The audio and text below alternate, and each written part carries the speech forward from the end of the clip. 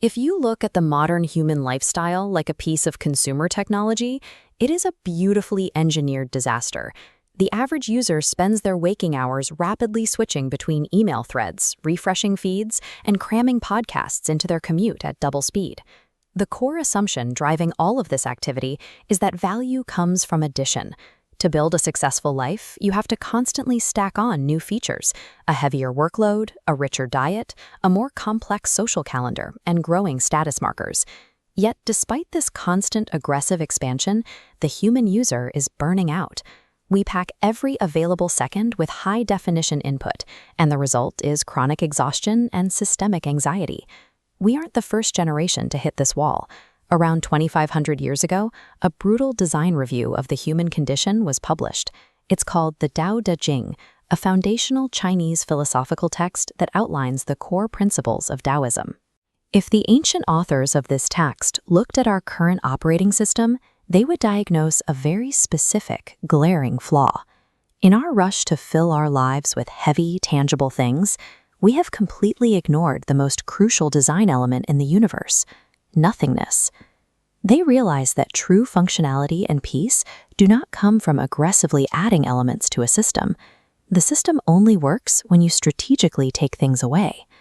To understand how this works, we have to look at the physical construction of everyday objects through a literal Daoist lens. This diagram shows a standard wagon wheel. You can carve 30 perfect wooden spokes, but the entire structure is completely useless without the empty space right in the middle. The wheel only functions because of the void where the axle fits. The same rule applies to ceramics. A solid, heavy block of clay cannot hold water or grain. It is the hollow space inside, the empty hollowness, that gives the vessel its purpose. If you build a house by simply erecting solid, continuous walls and throwing a roof on top, you haven't built a living space. You've built a tomb. You have to cut empty space into the walls to form doors and windows before it becomes a room. The Taoist conclusion is strict. Material existence provides the raw, heavy structure, but it is the emptiness that provides the actual, profitable utility. The void does the heavy lifting. When you take that physical design principle and apply it to our internal biology, the critique gets much sharper. The Tao Te Ching warns against the danger of sensory maximums. Constantly chasing the brightest hues and the sharpest visual inputs eventually blinds the eyes. Blasting the 5 primary musical notes at full volume deafens the ears. Overwhelming the palate with extreme, concentrated flavors ruins the mouth's ability to taste anything subtle at all. And hunting endlessly for rare, exotic objects corrupts baseline human behavior, pushing people toward theft and greed. The biological hardware is not built for endless maximums.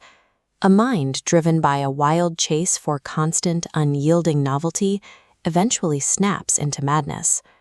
The Taoist text offers a direct patch for this bug. It suggests focusing entirely on satisfying baseline physical needs, what the text calls the belly, while actively rejecting the insatiable, bottomless cravings of the eyes.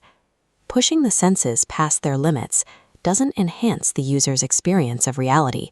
It completely overwhelms and crashes the machine.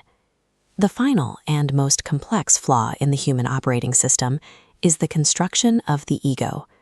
This flowchart demonstrates a continuous, inescapable loop built around social standing.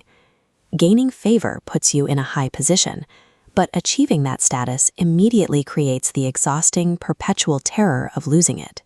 The text points out that favor and disgrace are exactly the same personal condition: fear. The root cause of this anxiety is how we view ourselves. We treat our public identity, our social body, as a heavy, solid object that must be constantly defended against great calamity and public shame. The ultimate Taoist life hack is simple: delete the ego.